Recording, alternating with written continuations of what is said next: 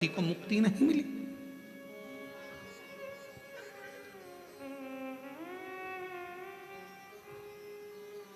पानी में डूबकर मरे हुए व्यक्ति का मोक्ष नहीं है, यह हमारा शास्त्र कहता है। और तेरे पति को मुक्ति नहीं मिली, तेरा पति बिंदुक प्रेत योनि में भटक रहा था। ये कई लोग प्लानिंग बनाते हैं ना, कई माताएं कहती हैं मैं तो कुएं में डूब के मर जाऊं तो अच्छा।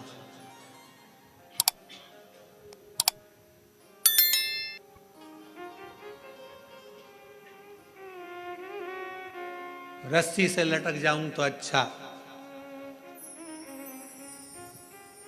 गाड़ी के नीचे आ जाऊं, तालाब में कूद जाऊं, ये सब ओल्ड फैशन है।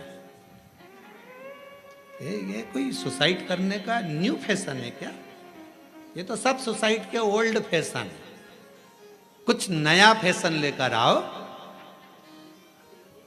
रस्सी से टंग जाना ये भी ओल्ड है, पानी में कूद के मर जाना ये भी ओल्ड है, दवाई खा के मर जाना ये भी ओल्ड फैशन है, गाड़ी के नीचे आ जाना ये भी ओल्ड। न्यू फैशन सुसाइड लाओ। अगर सुसाइड करना ही है तो न्यू फैशन लेकर आओ। और वो नया फैशन कौन सा है? तो वो नया फैशन ये है, कितना भी दुख आ जाए, कितनी भी तकलीफ आ जाए, कितना भी कर्जे में डूब जाऊं, चाहे कितनी भी परेशानी में आ जाऊं, ऐसे मरने वाली नहीं हूं। छाती पे सबके मूंग दलूंगी, मेहनत 4 गुना करूंगी, मेहनत 4 गुना करूंगी, सबकी छाती पे यही मूंग दलूंगी। कोई कितनी भी गाली दे, देसी घी की रोटी मल मल के खाऊंगी और खूब दमदारी से जिंदगी जीऊंगी। मरूंगी काय को? रस्सी पे टंग जाना, 2 मिनट में मर जाओ, फिर अगला जन्म, फिर वो बकरी बनो, बिच्छू बनो, इल्ली बनो, छिपकली बनो, कीड़ा बनो। और अभी बारिश में देखना नई नई डिजाइन के कीड़े बन रहे हैं। जो सुसाइड कर कर मरते हैं वो सब यही बनते हैं। ऐसी नई नई जिंदगी, नया नया जीवन, और फिर आखिरी में मरते मरते मरते मरते पानी में, फिर हवा में, फिर वायु में, फिर खोपड़िया में, फिर जुआ बनना, इल्ली बनना। ये सब ये जितने सुसाइड, इसीलिए निवेदन है सुसाइड का प्लानिंग नहीं करना कभी भी जिंदगी में। कितना भी गम आ जाए, कितना भी दुख आ जाए, कितनी भी तकलीफ आ जाए, कितना भी कर्जा बढ़ जाए, कोई कितना भी प्रेशर दे दे, माइंड में कितना भी प्रेशर बढ़ जाए, फिर भी सुसाइड करने का प्लानिंग नहीं करना। प्लानिंग ये करना, कर्जा अपन ने लिया है, तकलीफ अपनी है, अपन निपटेंगे, खूब दमदारी से मेहनत करेंगे। जिनने बोला है, जिनके मुंह चल रहे हैं, उनके मुख बंद कर देंगे, इतनी मेहनत कर कर आगे निकलेंगे, तब दमदारी है। अब मालूम पड़े तकलीफ, depression depression depression depression, tension tension tension, मर जा।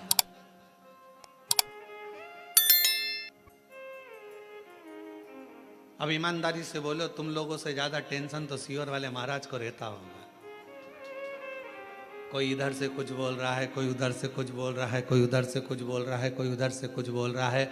इसके बाद भी आग लगे बस्ती में, अपन रहो मस्ती में। शंकर के भक्त हैं, मट्टी का शरीर है, एक दिन शमशान जाएगा, राख का ढेर बन जाएगा। जो मरने के बाद इकट्ठे होते हैं, परिवार वाले, कुटुंब वाले, मोहल्ले वाले, मरने के बाद इकट्ठे होते हैं। अगर तुम्हारे जीते जी इकट्ठे होकर तुमको आगे बढ़ा दें तो मरने के बाद इकट्ठा होने की जरूरत ही नहीं पड़ती। ये परिवार, ये कुटुंब, ये नाते, ये रिश्ते एकाग्रित कब होते हैं? जब व्यक्ति मर जाता है। जब तकलीफ में था खड़े हो जाते, जब दुख में था पूरा मोहल्ला एक हो जाता, जब तकलीफ में था पूरा परिवार एक हो जाता। तो व्यक्ति इतनी जल्दी मरता नहीं, उसकी उम्र बढ़ जाती, थोड़ा और 2-4 साल जी लेता। रे तुम एकाग्रित तो होते, तुम इकट्ठे तो होते, पर तुमने उसको टॉर्चर कर कर कर, कोस कोस कर, अपशब्द कह कह कर उसको मार दिया। और बाद में जब मर गया, पूरा गांव, पूरा मोहल्ला, पूरी कॉलोनी इकट्ठी है। अब सब कह रहा बेचारा बहुत अच्छा था। अब समझ में आया जब फोटो पे माला चढ़ गई, बहुत अच्छा, जिंदगी बड़ी विचित्र। प्लानिंग मत करो, ये ओल्ड फैशन है। रस्सी में टंग जाना, पानी में डूब के मर जाना, ये सब ओल्ड है। न्यू फैशन तो ये है, खूब खाओ, शिव नाम गाओ, छाती पे मूंग दलते जाओ, अपना काम करते जाओ अपनी मेहनत। कई बच्चे कहते हैं, हमने देखा कोटा साइड में जब बच्चे कोचिंग करने जाते हैं, कोचिंग में पास नहीं हो पाते, सुसाइड कर लेते हैं। उन बच्चों से निवेदन है, पढ़ने बैठे हो ना, तुम्हारे पिता के पास कोई प्रॉपर्टी की कमी तो नहीं है? अगर कमी होती तो तुम्हारे पिताजी कोटा तुम्हें पढ़ने ही नहीं भेजते। तुम्हारे पिताजी के पास कमी होती तो रायपुर पढ़ने नहीं भेजते। तुम्हारे पिताजी के पास कमी होती तो कोरबाग पढ़ने नहीं भेजते, बिलासपुर नहीं भेजते। तुम्हारे पिता के पास पैसा होगा तभी तो पढ़ने भेजा होगा। तो क्यों सोचना नंबर कम आ गए, फेल हो गया, जॉब नहीं लगी, मर गया। अरे भाई इतनी सी बात, और मेहनत कर, 4 गुनी मेहनत कर, परिश्रम 4 गुना कर। दुनिया की ऐसी कौन सी कुर्सी है जिस पे मनुष्य नहीं बैठ सकता? बस आपका मेहनत और आपकी लगन। प्रधानमंत्री की सीट पर बैठने वाले व्यक्ति भी आपके बीच के होते हैं, मुख्यमंत्री की सीट पर बैठने वाला व्यक्ति भी आपके बीच का होता है, विधायक की सीट पर बैठने वाला व्यक्ति भी आपके बीच का होता है, सांसद की सीट पर बैठने वाला भी आपके बीच का होता है, महापौर पार्षद की सीट पर बैठने वाला भी आपके बीच का होता है। और एक ना एक दिन अगर आपने मेहनत कर ली तो आप भी कलेक्टर और एसपी की सीट पर बैठ सकते हो, यह निश्चित है। परिश्रम करिए, मेहनत करो, पढ़ाई को 4 गुना करो, विद्याध्ययन 4 गुना करो, रात दिन एक कर दो, अच्छी एजुकेशन करो। क्यों मरना? मृत्यु नहीं सार है। पानी में डूबकर मरने वाले की मुक्ति नहीं है हमारा। और अगर तुम लोगों ने प्लानिंग करी हो तो छोड़ देना, बिल्कुल मरूंगी नहीं। सियोर वाला महाराज बोलता है मेहनत करना है, परिश्रम करना है। ये ओल्ड फैशन में नहीं जीऊंगी कि कोई ने दुख दिया और मर जाऊं। इतनी जल्दी मरने वाली नहीं हो, इतनी जल्दी। हम तो बाबा के भरोसे चलते हैं, हम तो बाबा के भरोसे चलते हैं। ये दुनिया वाले जलते हैं, ये दुनिया वाले जलते हैं। डमरू वाले के भरोसे चलते हैं, काशी वाले के भरोसे चलते हैं, सीहोर वाले के भरोसे चलते हैं। बिंदु प्रेत की योनि में क्यों पड़ा? क्योंकि वो पानी में डूबकर मरा, पानी में डूब है। चंचुला, तुम्हारा पति कहां पानी में डूबकर मरा? तेरे गांव में। तेरे गांव के लोग काशी में कथा दर्शन करने आ रहे थे, तो उन गांव के लोगों के साथ दर्शन करने काशी आ गए।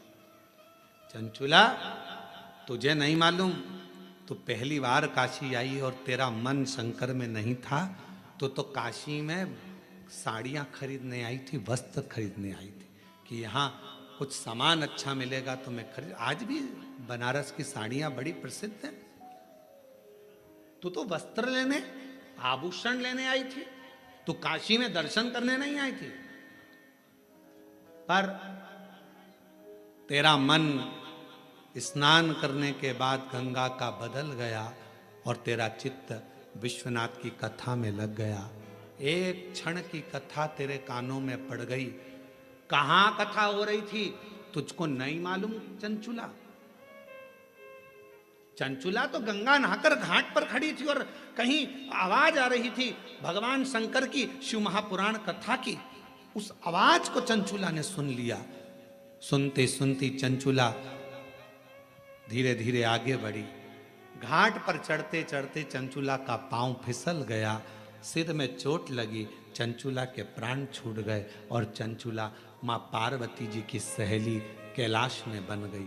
केवल शिव महापुराण का थोड़ा सा शब्द गंगा का स्नान कर कर आगे बढ़ रही थी, कानों में किसी के मुख से शिव महापुराण का शब्द चले गया था और चंचुला तेरे प्राण छूट गए और तू माँ पार्वती जी की सहेली बन गई। चंचुला विचार कर, कहाँ तेरा पति मरा, कहाँ उसका प्रेत योनि हुआ, कहाँ वो भटकता रहा, कहाँ तू काशी पहुंच गई, कहाँ तूने प्राण त्याग दिए और प्राण त्याग कर तू पार्वती जी की सहेली बनकर आज शिव महापुराण के यजमान बनकर कथा सुन रही। ईसर गोरा जी के साथ में, शिव पार्वती के साथ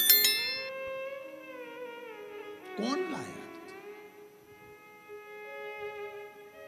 और मेरे तेरे ही भरोसे हम उसके आश्रित हो गए, हम उसके भरोसे हो गए। उसने हमारा हाथ पकड़ लिया। चंचुला विचार करना, स्वयं तुमरुका जी कह रहे हैं, एक शिव महापुराण की कथा, दूसरी काशी नगरिया और तीसरी शिवालय, भगवान शंकर का मंदिर। जब तक शिव ना चाहे तब तक कोई शंकर के मंदिर नहीं जा सकता। शिव हाथ पकड़ कर लेकर जाते हैं। आज पूरे भारत में, पूरे विश्व में लोग शंकर के मंदिर में एक लोटा जल चढ़ाने के लिए बच्चा बच्चा, बूढ़ा व्यक्ति, जवान व्यक्ति, सब शंकर के मंदिर में अगर एक लोटा जल चढ़ाने जा रहे हैं तो जितने जल चढ़ाने वाले शिव भक्त हैं उनको मैं नमन कर कर कहता हूं कि आप बड़े किस्मत वाले हैं जो आपका हाथ शंकर जी ने पकड़ रखा है और मंदिर तक लेकर जा रहे हैं, शिवालय तक लेकर जा रहे हैं, शंकर की चौखट तक लेकर जा रहे हैं, भगवान अपने धाम तक लेकर जा रहे हैं। ये आपके ऊपर करुणा है, आपका रिश्ता पक्का है,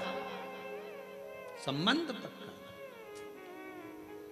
और नाता एक भोले जी से दूजा नाता तोड़ दे, रिश्ता एक शंभू जी से दूजा रिश्ता तोड़ दे। साधु संगे राम रंग शिव रंग रंगिए, जाई विधि राखे शंभू ताई विधि रंगिए।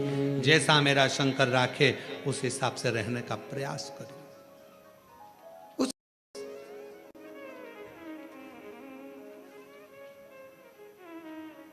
क्यों बैठे हैं? कई भक्त आए हैं भगवान शंकर की कथा सुनने के लिए, कोई कामना लेकर, कोई कामना लेकर। स्वयं तुमरुका जी ने चंचुला जी से कहा, चंचुला देवी, जब शिव महापुराण की साक्षी में, शंकर भगवान की कथा के पंडाल में, शंकर भगवान की साक्षी में जितने लोग ऑनलाइन कथा सुन रहे हैं, टीवी मोबाइल आदि पर, वो सब की साक्षी आप शिव महापुराण की साक्षी में अगर शिव पुराण की कथा को श्रवण कर रहे हो, भले टीवी पर बैठ सुन रहे हो चाहे मोबाइल पर सुन रहे हो, पर हृदय लगाकर अगर कथा को सुन रहे हो तो मेरा भोलेनाथ तुम्हारी झोली जरूर भरेगा और तुम्हारी किस्मत को जरूर चमकाएगा। ये निश्चित है, वो शिव है। एक पत्र है, देखिए,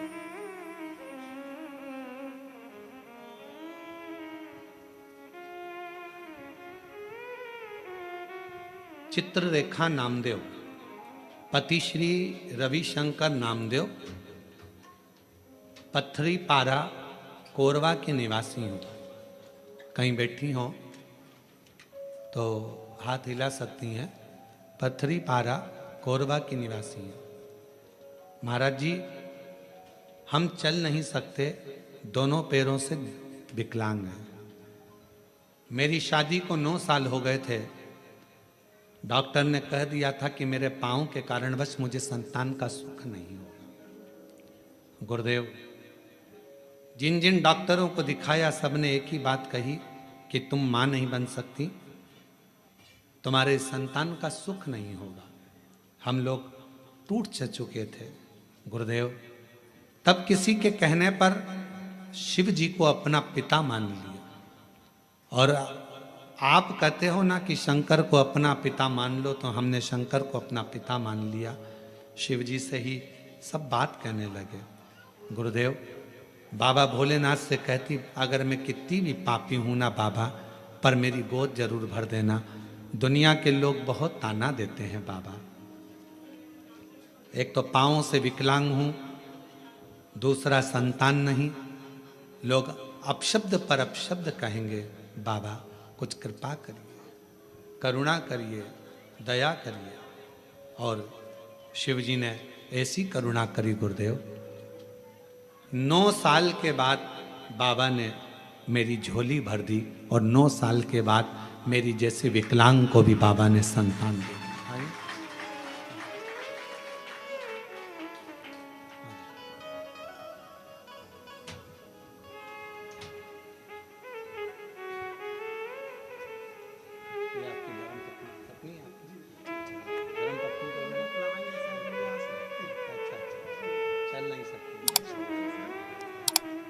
पत्नी चल नहीं सकती है, दोनों पाँव से विकलांग है, इसलिए बच्चे को और उनको लेकर नहीं आए हैं। ये उनके पति हैं। एक बार जोरदार ताली बजाकर साधु। शिव तत्व इसी को कहते हैं, शंकर इसी को कहते हैं। और तेरी कृपा का क्या है भरोसा, कब किस पर हो जाए जरा सी हम पर कर दो, जरा सी हम पर कर दो। तेरी कृपा का क्या है भरोसा, कब किस पर हो जाए जरा सी हम पर कर दो, जरा सी हम पर कर दो। जिस पर भी हो गई तेरी कृपा करुणा, वो भव पार हुआ, भव पार हुआ। जिस पर भी हो गई तेरी कृपा करुणा, वो भव पार हुआ, भव पार हुआ। पापी हो चाहे जितना, उसका भी बाबा उद्धार हुआ, उद्धार हुआ। गिद्ध अजामिल गणिका जैसे तेरे मन को भाए, जरा सी हम पर कर दो, जरा सी हम पर कर दो। तेरी कृपा का क्या है भरोसा, कब किस पर हो जाए जरा सी हम पर कर दो, जरा सी हम पर कर दो। आप उससे प्रार्थना करो, विश्वास की प्रबलता रखो।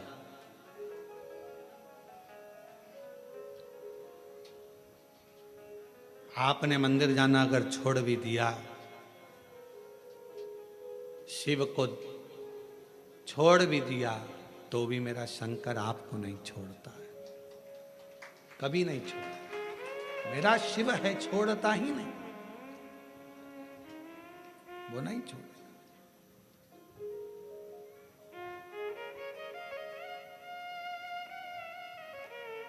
सारनाथ भगवान की कथा कर रही है।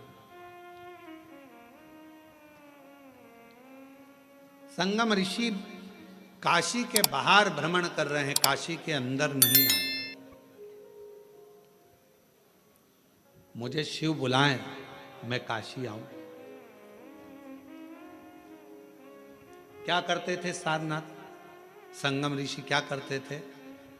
काशी के अंदर अगर कोई दर्शन के लिए जा रहा है, छोटा सा झोपड़ा बनाकर उसको उस छोटे से झोपड़े में रुकाकर उसको हाथ जोड़कर कहते, क्या प्यास लगी है, भूख लगी है, कुछ टिक्कड़ बना दूं, कुछ पानी पिला दूं? पूछते थे।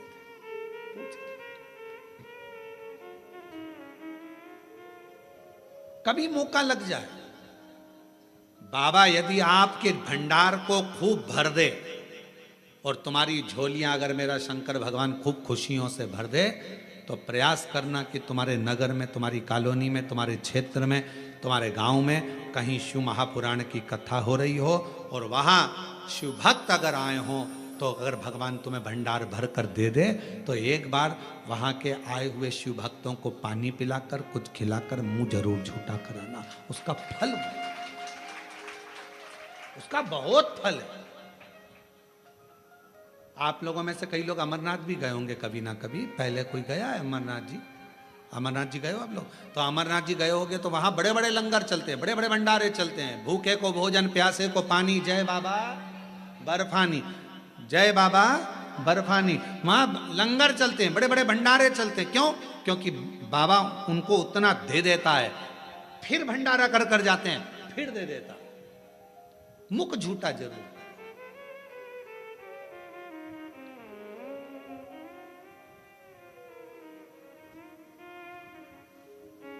कितना सुंदर प्रसंग है भगवान के विवाह का। बारात चल रही है शंकर जी की, आगे आगे 33 कोटि देवता हैं, पीछे उनके भूत चुड़ैल डाकनी पिशाचनी है, उसके पीछे शंकर भगवान हैं, भस्म लपेटे हुए हैं, सर्प पड़ा हुआ है, धीरे धीरे डमरू शंकर भगवान बजा रहे हैं। इंद्रदेव ने तो मना भी करा था कि आप डमरू मत बजाओ। शंकर जी बोले थे मेरी शादी है, मैं खुद अपने शादी में बाजा बजाना चाहता हूँ, इसलिए वो बजा रहे, खुद बजा रहे। चले, हिमालय राज्य को मालूम नहीं था कि शंकर जी की शादी में बारात में भूत चुड़ैल डाकनी पिशाचनी भूत भयंकर आ रहे, उनको नहीं मालूम था।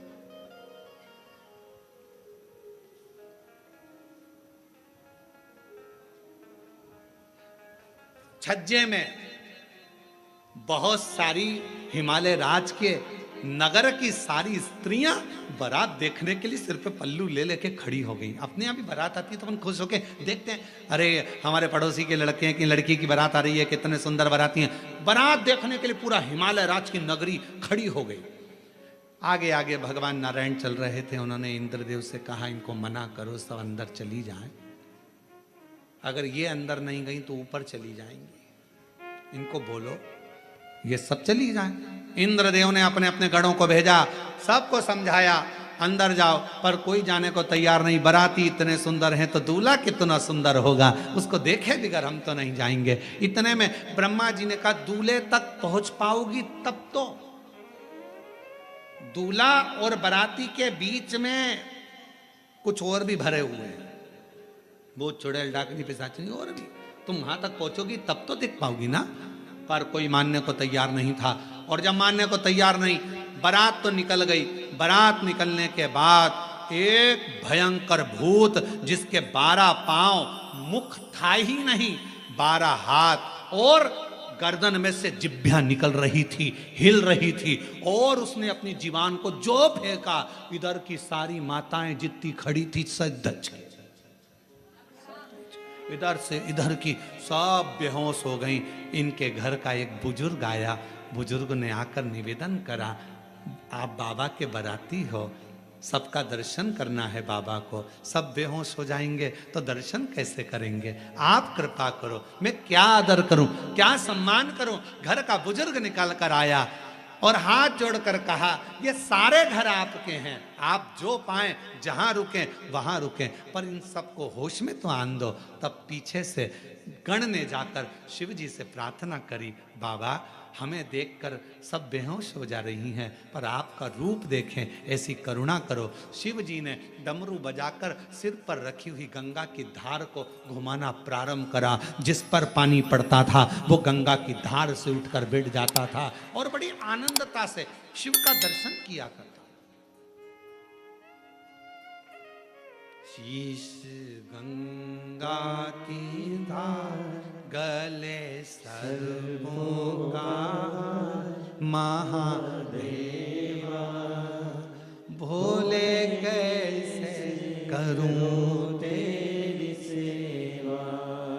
शीश गंगा की धार, गले सर्पों का महादेवा, भोले कैसे करूं तेरी सेवा। एक माता ने लिखा है सेवा का क्रम, देखिए।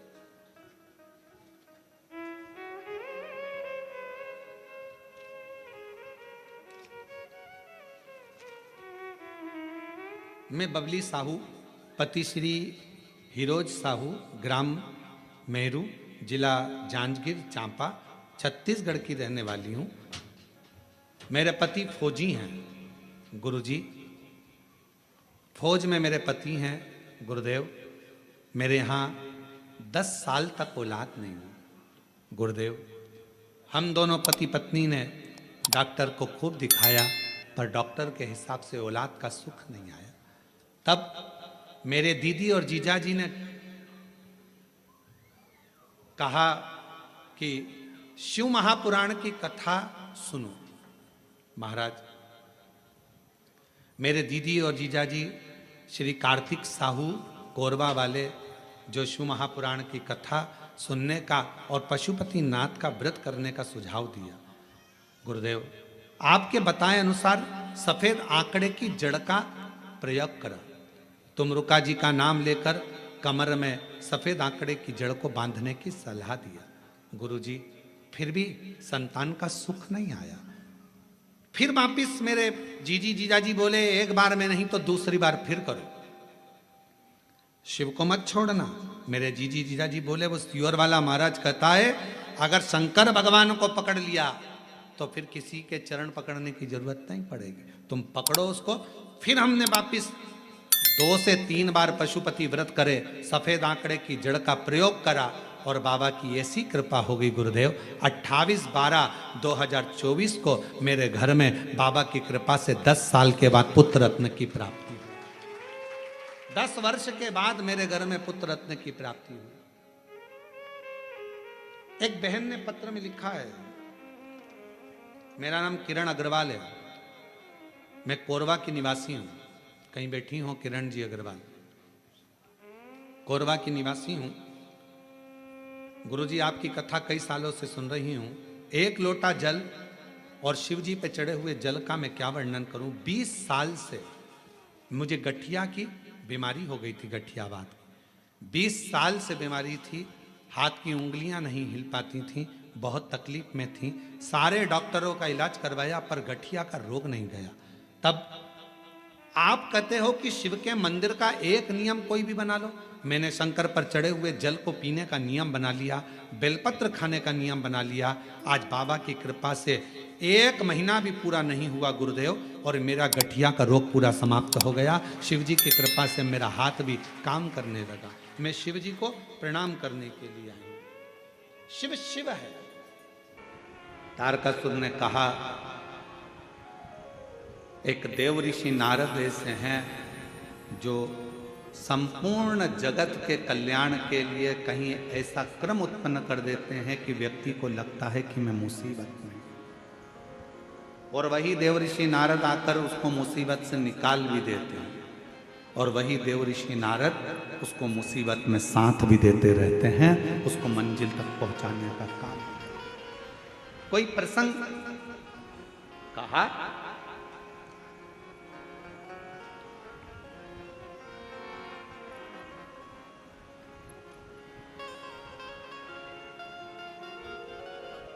तारकासुर ने कहा, एक प्रसंग मेरे स्मरण में आता है।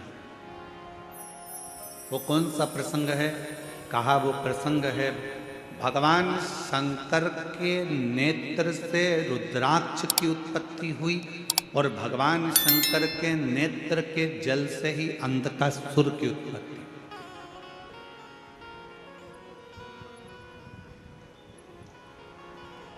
जो तपस्या कर कर नेत्र बंद कर कर रखे थे, तपस्या कर कर नेत्र बंद कर कर जो अश्रु गिरा था उससे रुद्राक्ष का जन्म हुआ। रुद्राक्ष का जन्म।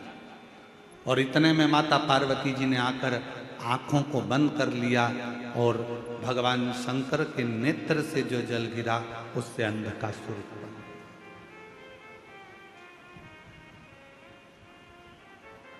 एक तपस्या का जल, एक साधना का जल, एक उपासना का जल, एक मेहनत का जल, एक परिश्रम का जल, एक संघर्ष का जल जो आपके और हमारे शरीर से निकलता है वो साधारण नहीं होगा। आज पूरा विश्व 21 जून को योग दिवस मना रहा है, पूरा विश्व मना रहा है।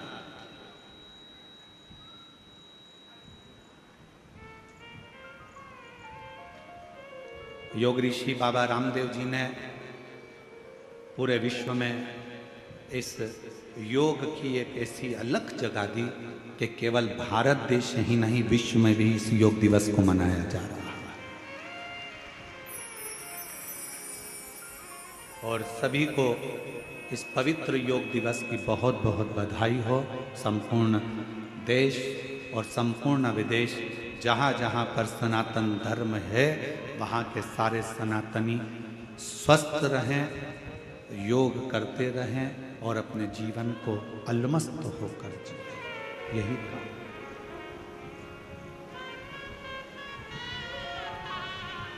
क्या ये तीनों क्रम तारकासुर से तारकाक्ष ने पूछा, विदुमाली ने पूछा, कमलाक्षकी ने पूछा कि ये तीनों क्रम एक व्यक्ति में है? नारद जी ने। ठीक है, क्या कोई चरित्र है जिसको हम सुन सके? क्यों नहीं? एक पवित्र चरित्र तारकासुर ने सुनाया। सुनो तारकाक्ष, विदुमाली, कमलाक्ष की। शंकर भगवान के नेत्र बंद करने से, उनके नेत्र से जो अश्रु निकला, उससे एक बच्चे ने जन्म ले लिया जिसका नाम था अंधकासुर। पार्वती जी ने उसको गोदी में ले लिया। अब बच्चा अगर जन्म लिया है, बच्चा अगर रो रहा है, तो बच्चे को पार्वती जी ने अपनी गोदी में लिया। गोदी में लिया तो शंकर भगवान से कहा कि ये मेरा पुत्र है। शंकर भगवान ने कहा ये तुम्हारा पुत्र नहीं है, प्रभु आपके द्वारा प्रकट हुआ है, तो मेरा तो पुत्र ही रहेगा।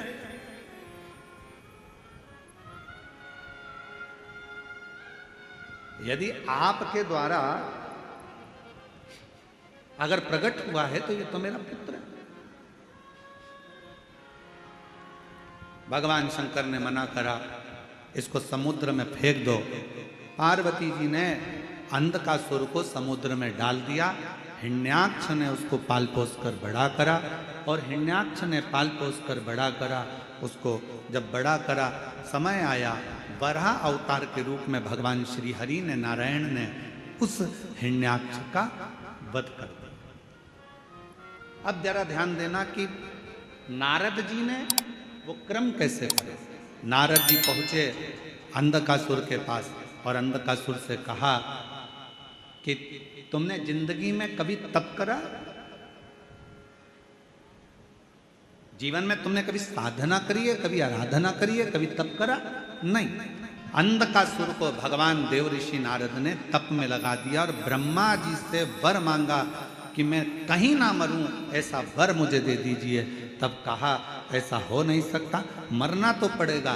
तब देव ऋषि नारद से फिर पूछा अंधकासुर ने कि ब्रह्मा जी मुझे अमर होने का वर नहीं दे रहे, तो मैं वर कौन सा लूं? तो कह दिया एक वर मांग लो कि तुम्हारा तो कोई ना माँ है ना तुम्हारा कोई पिता है। हिरण्याक्ष ने तो तुम्हें पाला पोसा था, इसलिए तुम वर मांग लो। जिस दिन मैं अपनी माँ को गलत दृष्टि से देखूंगा, बस उसी दिन मेरे प्राण छूटे। नारद जी के कहने पर अंधकासुर ने वर मांग लिया ब्रह्मा जी से। ब्रह्मा जी ने तथास्तु भी कहा।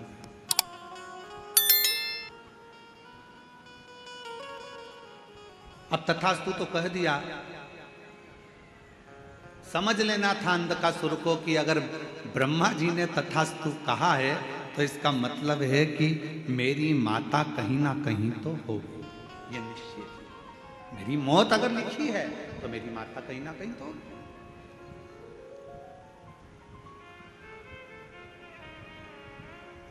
दे दिया भाई। और समय आया,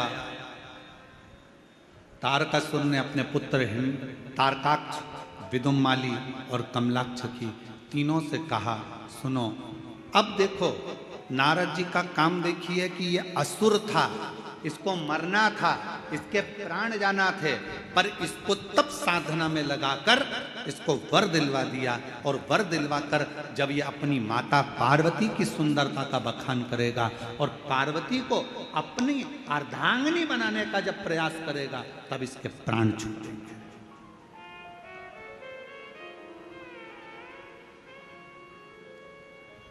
और समझाया देवऋषि नारद ने। ऐसा नहीं कि देवऋषि नारद समझाते नहीं है, नारद जी का काम है समझाना, ज्ञान देना। एक विद्वान संत, साधु, सन्यासी, तपस्वी, साधक, उपासक की एक क्रमता होती है कि वो समझाने का प्रयास करते, पर तुम्हारी बुद्धि में बैठे तब तुम्हें समझ में आए। महाराज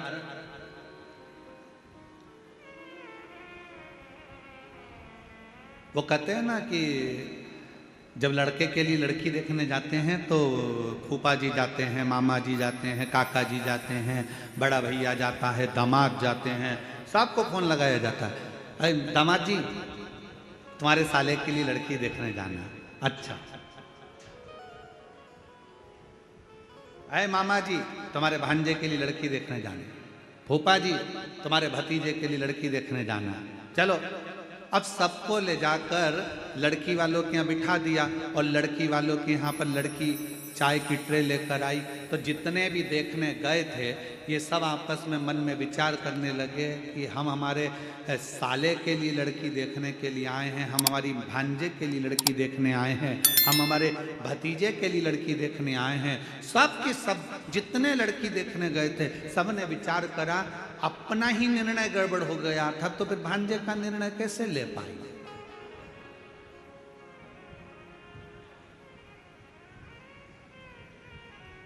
जब हमारी शादी की बात आई तो हमने विचार करा, मामा सोचे कि हमने विचार करा, फूफा सोचे हमने विचार करा, दामाद सोचे हमने विचार करा, हमारा निर्णय हमको ही अच्छा नहीं मिल पाया तो हम हमारे साले के लिए कौन सा निर्णय ले पाएंगे।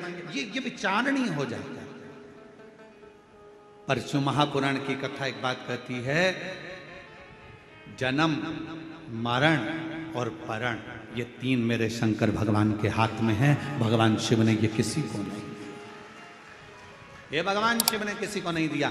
जन्म कब होना है, कहाँ होना है, कैसे होना है, कितनी बजे होना है, ये निश्चित स्वयं देवादिदेव महादेव करते हैं। मरण मृत्यु कहाँ होना है, किस जगह पर होना है, भले तुम कहीं पर भी रहते हो पर तुम्हारी मौत जहाँ लिखी होगी, जब लिखी होगी, जिस जगह पर लिखी होगी, जिस घड़ी में लिखी होगी, उस घड़ी में, उस पल, उस समय में मृत्यु तुमको लेकर चली जाएगी। और अगर तुम्हारी मौत नहीं लिखी है तो चाहे दुनिया के लोग मृत्यु के घाट उतर रहे हों, बाबा भोलेनाथ उस व्यक्ति को कैसे भी काल के पंजे से निकाल कर बाहर ले आएंगे।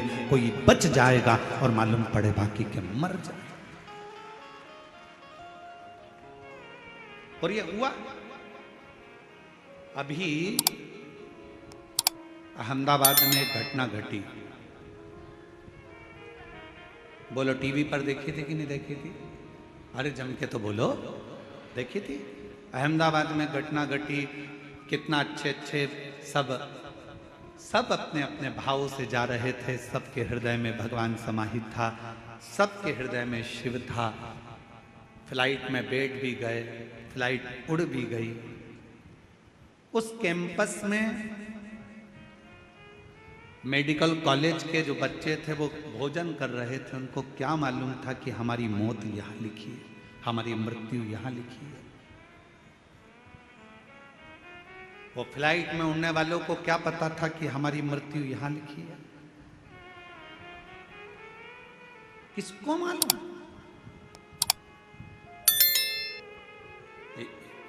किसी को नहीं मालूम कि मृत्यु कहाँ, कब, कैसे लिखी है। पूछा था मां पार्वती जी ने भगवान शंकर से, अमरनाथ की गुफा में बैठकर भगवान शंकर से पार्वती जी ने पूछा था, प्रभु मेरा एक प्रश्न का उत्तर दीजिए।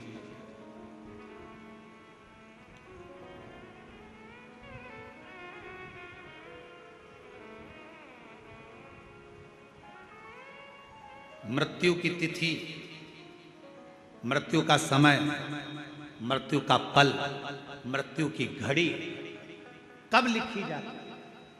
थोड़ा ध्यान देना। पूर्व में क्या हुआ है, तुमने कितना कमाया, कितना गमाया, पूर्व में क्या तुम्हारे पास था, क्या नहीं था, ये बताना सरल है।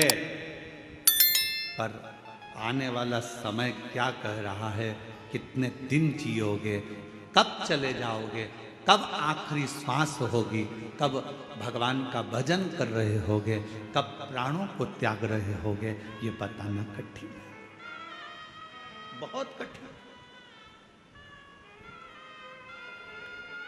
कोई कितना भी विद्वान संत बन जाए, कोई कितना विद्वान साधु बन जाए, कोई कितना विद्वान सन्यासी बन जाए, कोई कितना भी बड़ा महाराज बन जाए, वो बता नहीं सकता।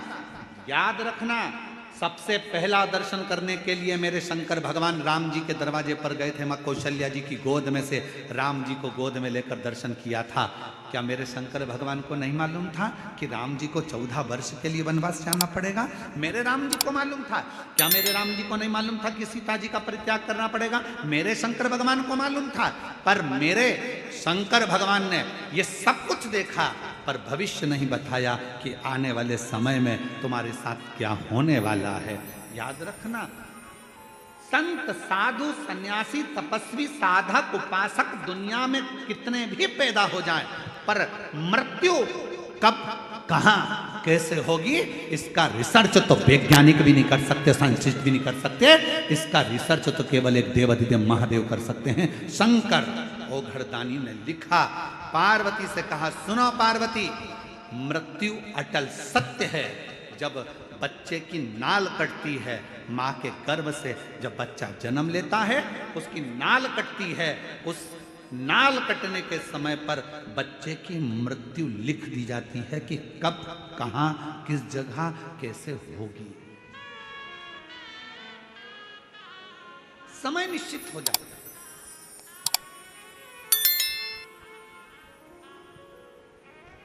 स्वामी विवेकानंद जी का प्रसंग याद कर लीजिए। स्वामी विवेकानंद जी ने रामकृष्ण परमहंस जी से पूछा था कि व्यक्ति को भगवान का नाम कब लेना चाहिए। रामकृष्ण परमहंस जी ने कहा था, मरने के 1 मिनट पहले। मरने के 1 मिनट पहले भगवान का नाम लेना चाहिए। तो रामकृष्ण परमहंस जी से स्वामी विवेकानंद जी ने पूछा कि मालूम कैसे पड़ेगा कि मरना कब है। तो रामकृष्ण परमहंस ने कहा, जब तुम्हें मालूम ही नहीं है कि मरना कब है, तो हर पल, हर मिनट, हर क्षण भगवान का नाम लेते रहो। कौन सा क्षण आखिरी होगा किसको मालूम है? कौन सा क्षण?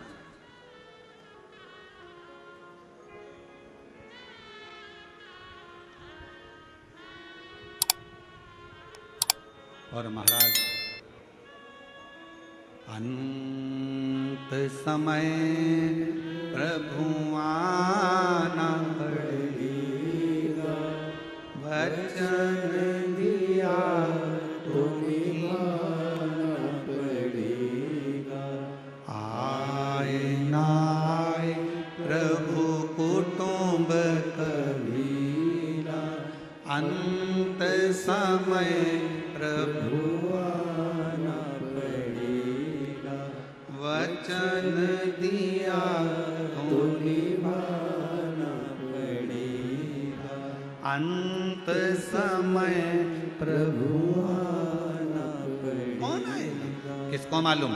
कब कौन सा पल, कौन सी घड़ी, कौन सा क्षण, कब किसका आखिरी है। इसलिए शिव पुराण कहती है। कई माताएं सोचती है हम परसों के दिन कथा में जाएंगे। अब चौथे दिन संडे पड़ेगा ना, जब हम कथा में जाएंगे, और उससे पहले निपट गई तो इसको मालूम।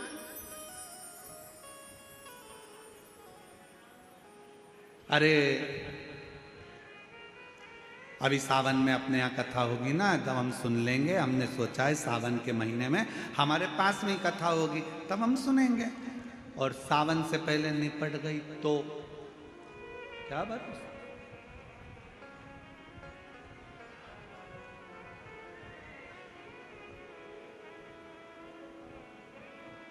बहुत कठिन, बहुत कठिन।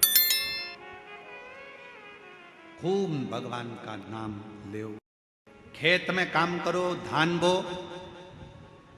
अपनी मेहनत को पीछे मत हटो, परिश्रम पूरा करो।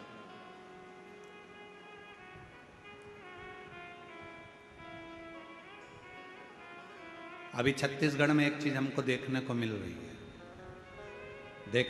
रही है, इसलिए हम कहने में पीछे नहीं हटते, भले किसी को बुरा लगे चाहे भला लगे।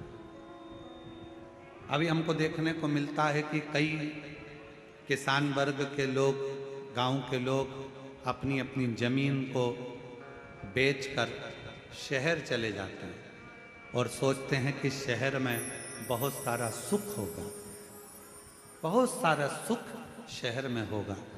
बड़ा बंगला बना लेंगे, जमीन बेची है तो थोड़ा पैसा मिल जाएगा तो बंगला भी बड़ा बन जाएगा, गाड़ी भी आ जाएगी, सब कुछ आ जाएगा।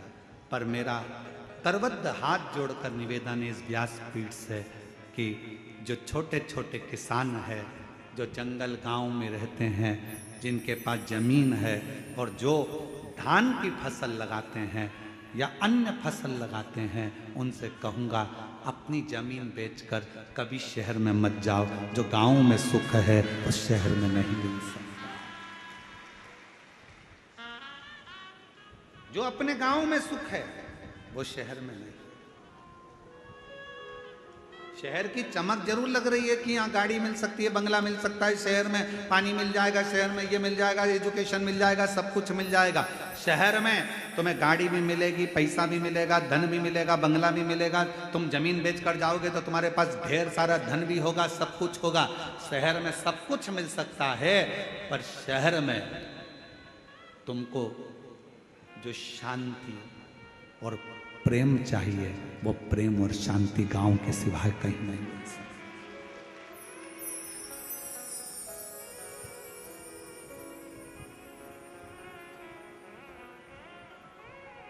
कितना अंतर है शहर और गांव में। शहर में अगर कोई साधु भी आ जाए, संत भी आ जाए ना, तो लोग उसको भिखारी समझते हैं।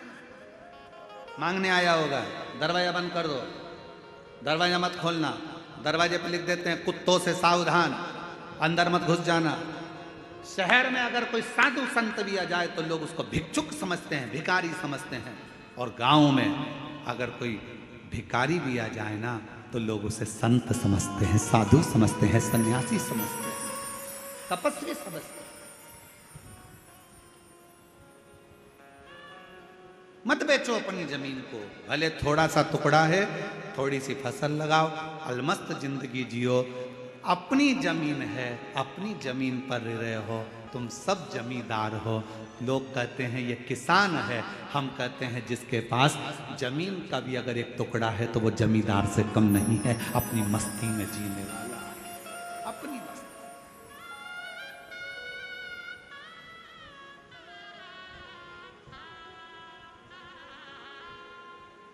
थोड़ा अलमस्त रहो। अपने जीवन को जितना प्रसन्नता में जीने का एक लक्ष्य बना सकते हो वो छोटे से गांव में ही बना सकते हो।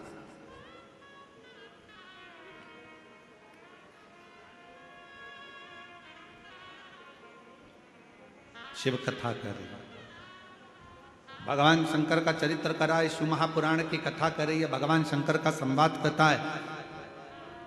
भीतर की जो प्रसन्नता है, देवऋषि नारद ने अंधकासुर को भगवान की भक्ति में लगा दिया। अब वो विचार करता है कि वर मिल गया, वर मिलने के बाद उसने विचार करा कि मुझे शादी करना है, कोई अच्छी लड़की मिल जाए। जो लड़की थी कहाँ, शिव जी उसको ब्याह कर ले गए। माता पार्वती जी की सुंदरता की ओर उसका मन डोल गया, मन उसका विचलित हो गया पार्वती जी की ओर, और आखिरी में पार्वती जी को लेने गया। उसको नहीं मालूम था कि ये मेरी माँ है, इसने जब मेरा जन्म हुआ तो गोदी में मुझे ले लिया था, और मुझे गोदी में लेकर ये निश्चित हो गया था कि ये मेरी माता हो। जब बच्चे की नाल कटती है उस समय पर निश्चित हो जाता है कि इसकी मृत्यु कब हो, कहाँ मरेगा, किस जगह मरेगा, किस जगह प्राण छूटेंगे, जल में, थल में, वायु में, विमान में आदि, कहाँ, गाड़ी में, घर में, जहां उसके प्राण छूटने का होता है वहां का लिख दिया जाता है। अपने जिले में, अपने क्षेत्र में, अपने प्रदेश में, दूसरे प्रदेश में, दूसरी जगह में, कहाँ लिखा वहां जाता है। वहां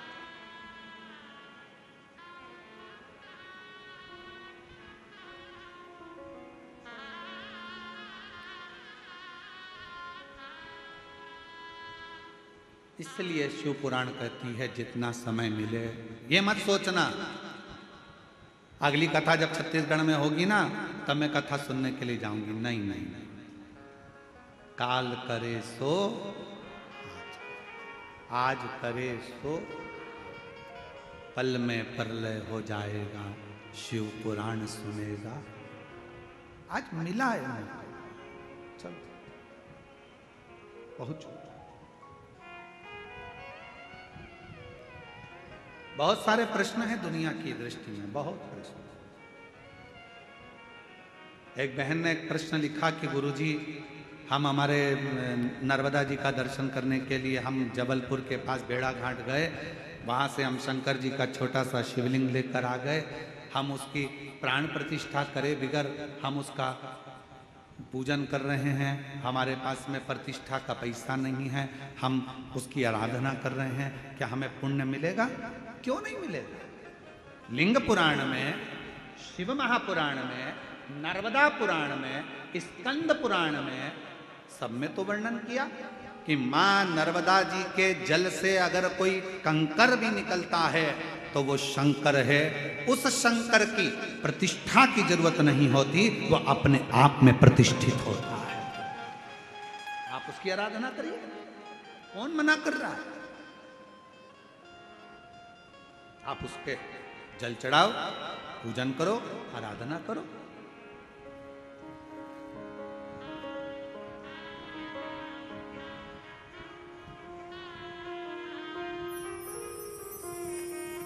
और आप जब उसकी आराधना करेंगे, उसका स्मरण करेंगे तो सुख अपने आप आए। और शंभु शरण मांगू घड़ी रे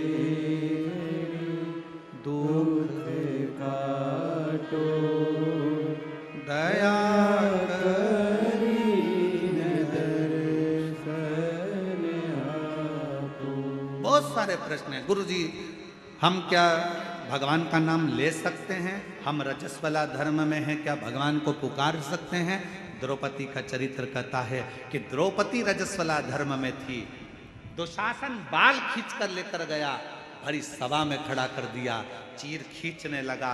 आखिरी में द्रौपदी ने अपने गुरु जी से पूछा, गुरु द्रोणाचार्य से कहा, गुरुदेव कोई नहीं बचा रहा, मेरे पति नहीं बचा रहे, मेरे काका ससुर, काकी सास बैठी, अंधकार यहाँ पर धृतराष्ट्र गांधारी बैठे, वो नहीं बचा रहे, कोई बचाने को तैयार नहीं है, भीष्म पितामह नहीं बचा रहे, गुरुदेव आप बताओ मैं क्या करूं?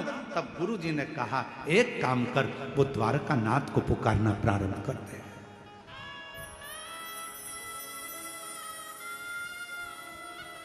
भगवान को पुकार। द्रौपदी कहती है मैं रजस्वला धर्म में हूं, रजो धर्म है मेरा, मैं भगवान को पुकारूं। हाँ आएगा। रजो धर्म के समय पर भी द्रौपदी ने अपना मंत्र का स्मरण करा। शिव महापुराण की कथा कहती है, भगवान का नाम, तुम शुद्ध हो अशुद्ध हो, तुम स्नान करे हो ना करे हो, तुम कहां बैठे हो उससे भी मतलब नहीं। शिव पुराण की कथा कहती है भगवान का नाम कहीं पर भी पुकार सकते हो। कई लोग कहते हैं हॉस्पिटल में हम रुद्राक्ष पहनकर जा सकते, क्यों नहीं? हम ऐसी वैसी जगह पर रुद्राक्ष धारण कर क्यों नहीं? सर्वस्वता शिव का सर्वस्व। क्या तुलसी की माला में गलत क्रम नहीं आएगा? रुद्राक्ष में गलत क्रम नहीं आएगा? अरे शिव महापुराण की कथा कहती है कि तुलसी जिस पात्र में डल जाती है उसको भी प्रसाद कर देती है, रुद्राक्ष जिसके गले में डल जाता है उसको भी शिवमय बना देता है। इसमें क्या सोचना? क्या हम मंत्र जाप करें? करो नाम जाप, भगवान का नाम लेते जाओ, तुम कैसे भी हो प्रभु का नाम लो, प्रभु का। श्री शिवाय नमस्तु, श्री शिवाय नमस्तु। सब बोलो, सब जितने भी बैठे हैं, लाखों की संख्या में आप लोग आए, कोई पंडालों में जगह नहीं है, रोडों पर आप लोग बैठे हो, दिल से बोलिए, भाव से बोलिए, श्री शिवाय नमस्तु, श्री शिवाय नमस्तु, श्री शिवाय नमस्तु, श्री शिवाय नमस्तु। आप भगवान का नाम कहीं पर कभी भी कैसे भी किसी भी घड़ी किसी भी पल किसी भी क्षण पुकार सकते। रात्रि को नींद ना आए, बैठ जाओ 2 मिनट भगवान का नाम पुकारो। कोई काम अड़चन आ गई है, परिश्रम करो, मेहनत करो, कुछ देर भगवान के नाम का स्मरण करो, भगवान आए आए। जब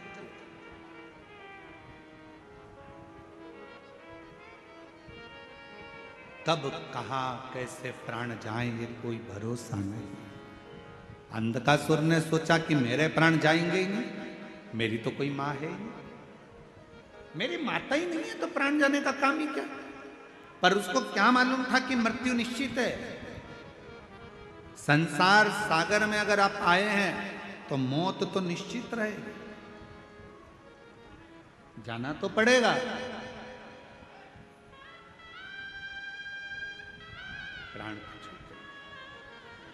इसलिए निवेदन है उसको पुकारना। अंत समय प्रभु सब बोलो सब पड़ेगा, वचन दिया तो निभाना पड़ेगा। आए ना आए प्रभु कुटुंब कभी ना, अंत समय प्रभु आना पड़ेगा। वचन दिया तो निभाना पड़ेगा। अंत समय प्रभु आना पड़ेगा। पुकारते रहो, वो आएगा जरूर, उसको जपते रहो, वो सुनेगा जरूर, आएगा। उसको पुकार, सुन, शिव कथा करें। आखिरी में अंधकासुर ने पार्वती माता पर गलत दृष्टि दे दी और उसके प्राण चले गए।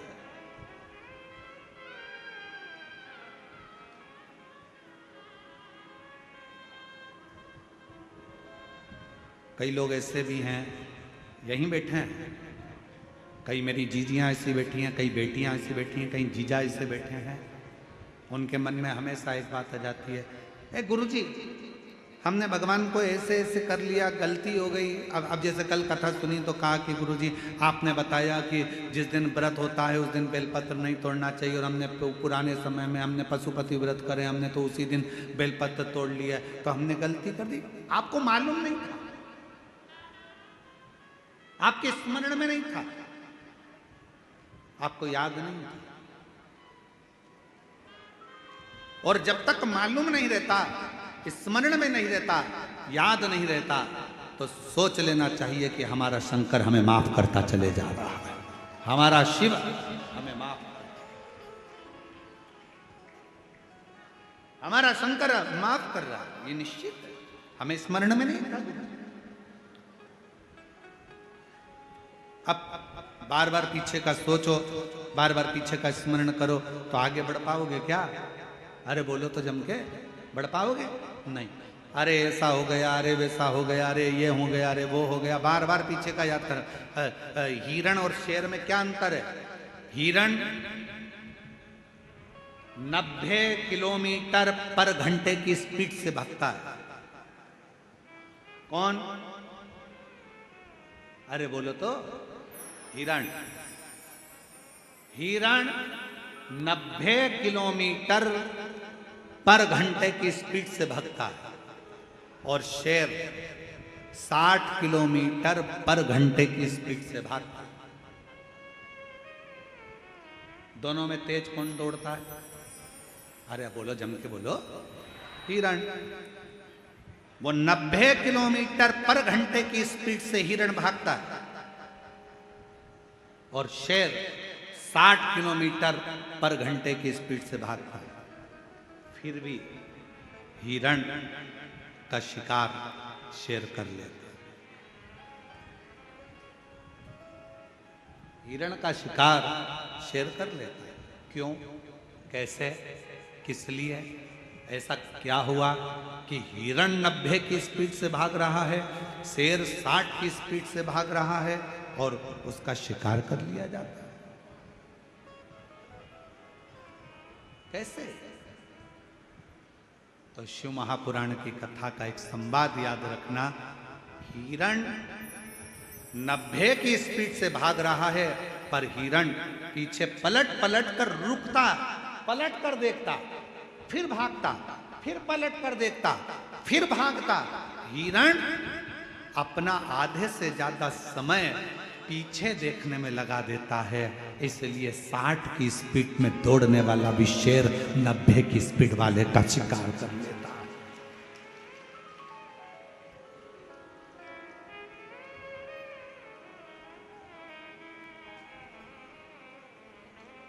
पलट रहा है, पीछे देख रहा है, पीछे, फिर पीछे देखा, फिर पीछे देखा, फिर पीछे देखा, फिर पीछे देखा, तो शेर ने उसका शिकार कर लिया। 90 की स्पीड में भाग रहा था हिरण, पर 60 वाले ने 90 वाले का शिकार कर लिया। पीछे पलटने के चलते। और आपसे निवेदन है मेरी छत्तीसगढ़ की जीजियों, मेरे छत्तीसगढ़ के जीजाओं, मेरी बेटियों बेटाओं, आपसे निवेदन है। कई बेटियां कहती हैं मैंने पहले एग्जाम दिया, 4 बार एग्जाम दिया, 5 बार एग्जाम दिया, मैं क्लियर नहीं कर पा रही हूँ, मैं सीए बनूंगी कि नहीं बनूंगी, डॉक्टर बनूंगी कि नहीं बनूंगी, मैं ये वाला एग्जाम पास करूंगी कि नहीं करूंगी, मैं ये कर पाऊंगी कि नहीं कर पाऊंगी, मैं इंजीनियर बन पाऊंगी कि नहीं बन पाऊंगी, मैं कलेक्टर बनूंगी कि नहीं, मैं एसपी बनूंगी कि नहीं बनूंगी। ये पीछे तुमने कितने भी एग्जाम दिए उसको मत देखो, तुम्हारी स्पीड 90 की होना चाहिए। अच्छा पढ़ो, मेहनत करो, संघर्ष करो और दौड़ते रहो, आगे बढ़ते रहो, फिर तुम्हारा शिकार कभी नहीं होगा। तुम एक दिन अपने सिंहासन पर बैठकर ही रहोगे। एक पत्र है, अच्छा है, देखिए, शंभू शंभू।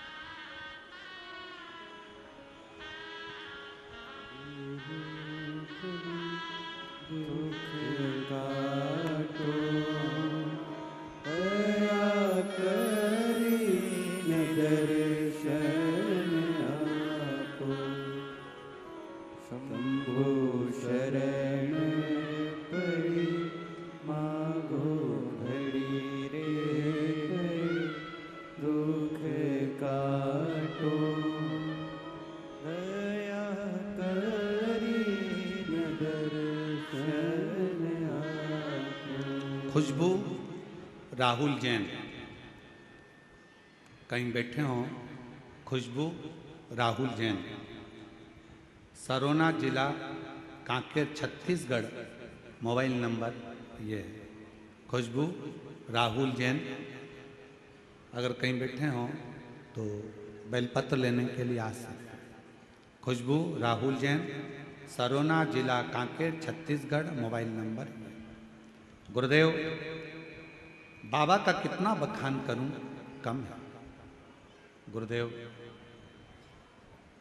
मुझे झटके आते थे और झटके के कारणवश मैं गिर जाती थी और मुझे याद नहीं रहता था कि क्या हो,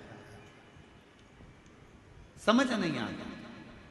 ये झटके आते आते सालों निकलते चले गए, जिंदगी बढ़ती चली गई। आयुर्वेदिक इलाज करवाया, डॉक्टरों का इलाज करवाया, पर कभी भी झटके बंद नहीं। आखिरी में किसी बहन जी के कहने पर कथा सुनना प्रारंभ करी। शिव जी पर जल चढ़ाना, बेलपत्र चढ़ाकर खाना, शिव जी के मंदिर की सेवा करना प्रारंभ करी और बाबा की कृपा से 11 मार्च 2021 से कोई झटका नहीं आया। बाबा की कृपा से मैं ठीक। 11 मार्च 2021 से लास्ट झटका आया था, उसके बाद से मेरे बाबा ने मुझे संभाल लिया। महाकाल बाबा की कृपा, कुबेर भंडारी की कृपा, मैंने शिव जी को अपना पिता मान लिया। गुरु जी आप कहते हो कि शंकर भगवान से कोई संबंध जोड़ लो, और अगर एक रिश्ता भगवान से जुड़ गया तो तुम्हारी पूरी टेंशन तुम्हारे पिता की होगी। मैंने भगवान शिव को अपना बाप मान लिया। गुरुदेव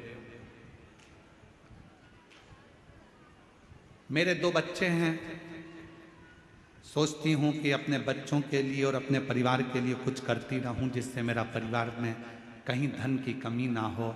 मेहनत आप कहते हो पूरी करो। मैंने भी एक दिन एकांत में बैठकर विचार करा कि मैं क्या करूं।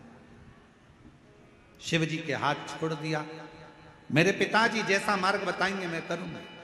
और बाबा की कृपा से एक दिन बैठी थी, एक साड़ी में फाल लगाने को आ गई, फिर मैंने ब्लाउज सिलना प्रारंभ करा, फिर मैंने बड़ी बनाना प्रारंभ करा, फिर मैंने पापड़ बनाना प्रारंभ करा, फिर मैंने चिप्स बनाना प्रारंभ करा, और आज बाबा की कृपा से अच्छा व्यापार मेरे शिव रूपी पिता के हाथ से चल रहा है, और मैं अच्छा आनंद के साथ कार्य कर रहा हूं। किसके आश्रित होकर?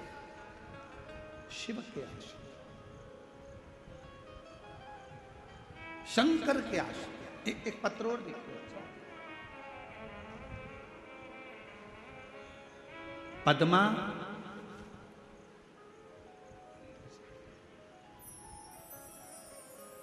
जरा पढ़ के बताओ क्या लिखा है। पद्मा सहारा, ये सहाड़ा, पद्मा सहारा जामसार कला थाना डोंगर गांव से हूँ। कहीं बैठी हो तो हाथ हिला सकती हैं। पद्मा सहारा जामसारा कला थाना डोंगर गांव से हूँ। बाबा व्यासपीठ को प्रणाम करती हूँ।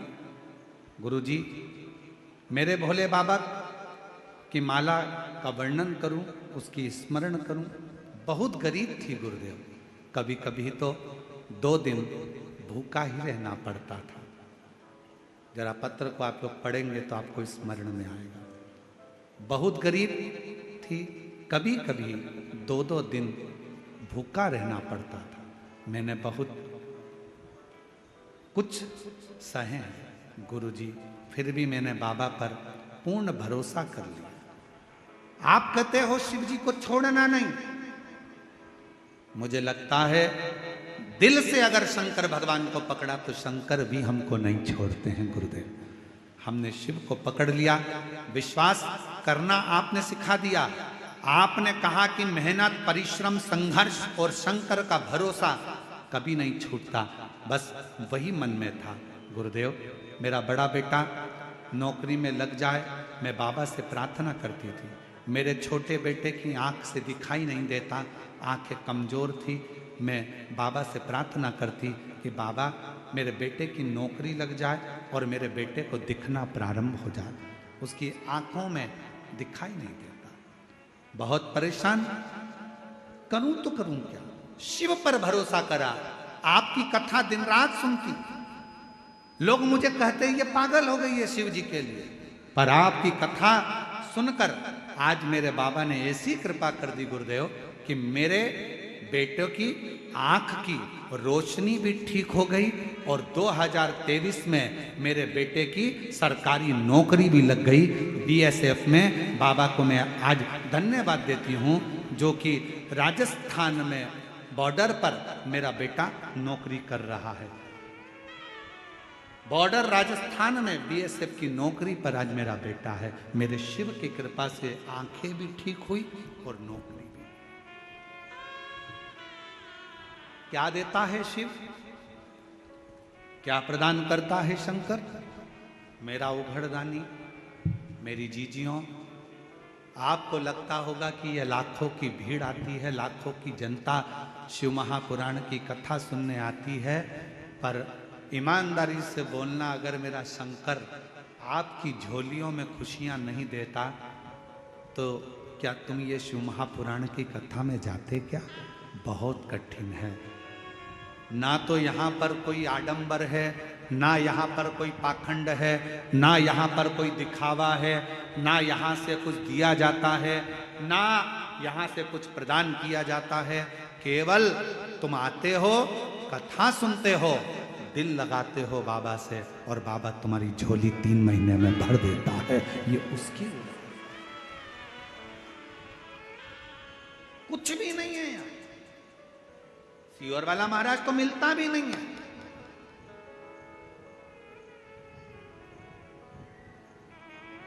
हम आपसे मिलते भी नहीं है, और नहीं मिलने का कारण केवल एक है कि भगवान को भगवान रहने दो, इंसान को भगवान मत बनाओ, इसलिए नहीं मिलते आपसे। कई लोगों के मन में आ जाएगा सीहोर वाले महाराज जी से मिल लें हम, भगवान ऐसा कृपा कर दे, महाराज जी हाथ रख दे, महाराज जी ऐसा। ना ना ना ना, आप भगवान को भगवान रहने दो। इंसान को भगवान मत बनाओ। आज के ज़माने में ढेर सारे भगवान बन के बैठे हुए हैं, ढेर सारे। कोई क्या हमारे पास आओ हम तुम्हारा कल्याण कर देंगे, कोई क्या हमारे पास आओ हम तुम्हारा कल्याण कर देंगे। कोई नहीं कर सकता किसी का कल्याण। दुनिया में केवल एक शंकर ही ऐसे हैं जो जगत का कल्याण कर सकते हैं, बाकी का कोई नहीं मिलते हम। और इस बात के पीछे बहुत विवाद भी होता है। कई लोग कहते हैं महाराज जी तो चाय पीने जाते होंगे तो इतने लाख ले लेते होंगे। कई लोग कहते हैं महाराज जी तो ऐसे जाते होंगे किसी के घर तो करोड़ों रुपए ले लेते होंगे। ना ना ना ना, हम चाय तो हमारी जिंदगी में आज तक मुंह पे रखी नहीं, क्योंकि हमारे घर में जब हमारी परिस्थिति ऐसी थी तो हमारे यहाँ चाय बनाने के लिए दूध का भी पैसा नहीं था। तो हमें स्मरण में है हमारी माँ थोड़ा सा कहीं से अगर गुड़ मिल जाता था तो पानी में घोल कर उसको दे देती थी, होठ पर लगा लेते थे तो लगता था कि चाय ऐसी होती होगी। उस परिस्थिति से निकले हैं तो आज तक चाय मुंह पे रखी नहीं। उस परिस्थिति का स्मरण क्यों नहीं, नहीं। आप और हम भी भगवान के एकांत में बैठकर शिव नाम का भजन करें, स्मरण करें, चाकरी करें, मंत्र जाप करें और आप भी शिव से लगन लगाओ, उसकी ओर जाओ जिसकी जरूरत है। सीहोर में भी आओ। हमने एक बार कथा में कहा था, आपके घर के नजदीक में अगर शंकर जी का मंदिर है, आप रोज शिव जी के मंदिर में जल चढ़ाने के लिए अगर जाते हो, तो हमने कहा था उसके बीच में अगर तुम्हारी मौसी का घर पड़ जाए, मामा का घर पड़ जाए, सहेली का घर पड़ जाए, रिश्तेदार का घर पड़ जाए, बेटी का घर पड़ जाए, माँ का घर पड़ जाए, तो भी उस रिश्तेदार के घर मत जाना, सीधे मंदिर, मंदिर से सीधे घर आना, क्योंकि शंकर भगवान कब क्या देकर भेज देगा तो वो खजाना लेकर अपने घर जाइए। सीहोर कुबेरेश्वर धाम पर आओ तो यह सोचकर आना कि मैं अपने पापा के घर जा रही हूं, मैं अपने पिता के घर जा रही हूं, मैं अपने बाबुल के घर जा रही हूं। ऑटो वाला कहेगा यहां ले चलता हूं, वहां ले चलता हूं, ये करता हूं, वो करता हूं। नहीं, मुझे मेरे पिता के घर लेकर चल, मुझे मेरे कुबेरेश्वर धाम लेकर चल। मैं रेलवे स्टेशन पर उतरी और बाबा से कहो कि मुझे मेरे बाबा के घर लेकर चल। देगा तो मेरा बाप देगा, और जो बाप देगा वो दुनिया में कोई नहीं दे सकता है। मेरा शंकर मुझे, मैं उसके अधीन हूं।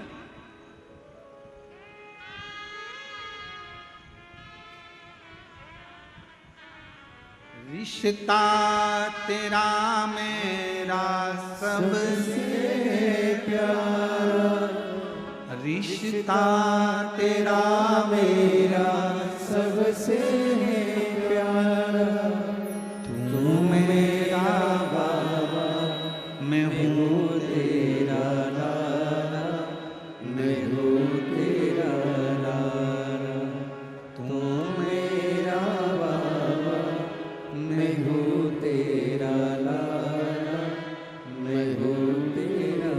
मेरा संबंध मेरे बाबुल से है, मुझे उसके द्वार जाना।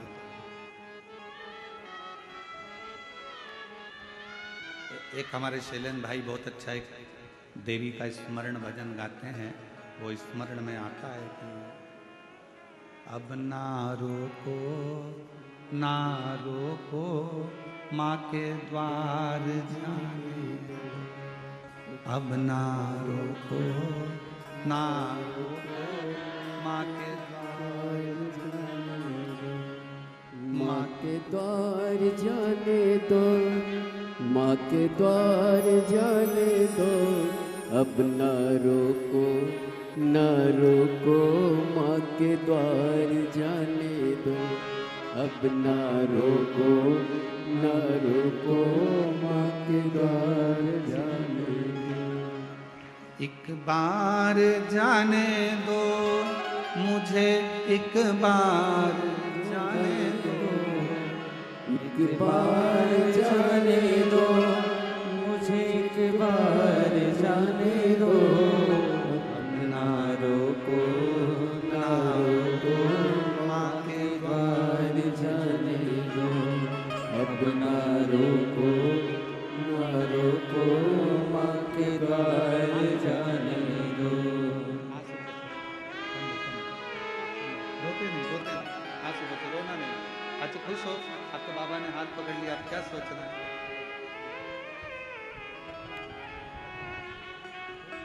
रोते नहीं, खुश हो।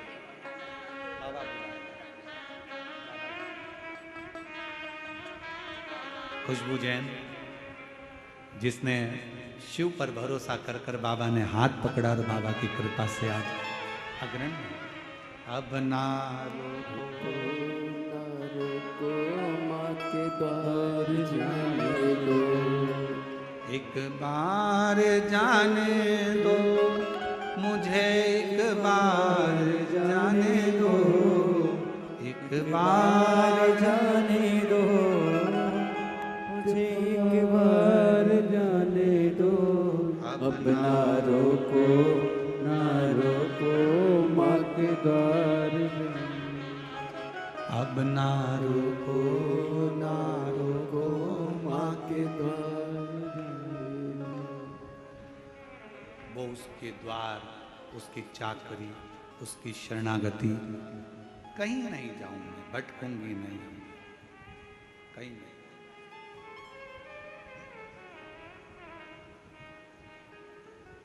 उससे कहूं दिल की बात, भटकूं ना।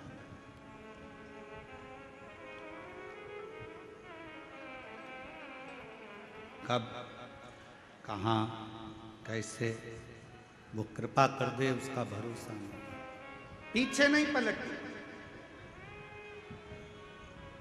क्या हुआ पहले, मैंने एक बार एग्जाम दी, नहीं निकली गुरुजी, दूसरी एग्जाम दी, नहीं निकली गुरुजी, कोई बात नहीं, मेहनत कर रही हो ना बेटा, अपना परिश्रम कर रही हो ना बेटा, सफलता मिलेगी। हार उसकी होती है जो हाथ पर हाथ रख कर बैठा रहता है।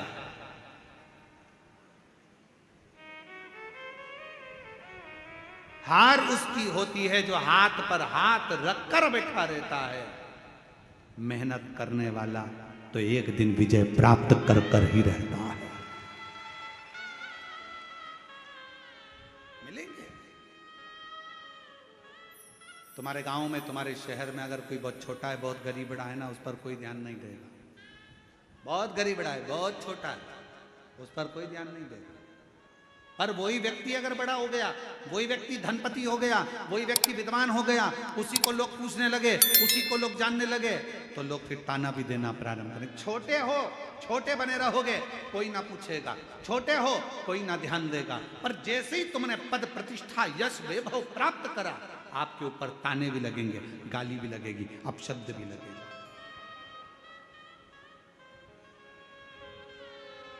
सील ठप्पा लगना कोई साधारण बात नहीं है महाराज। डिग्री प्राप्त करना कोई साधारण बात नहीं है महाराज।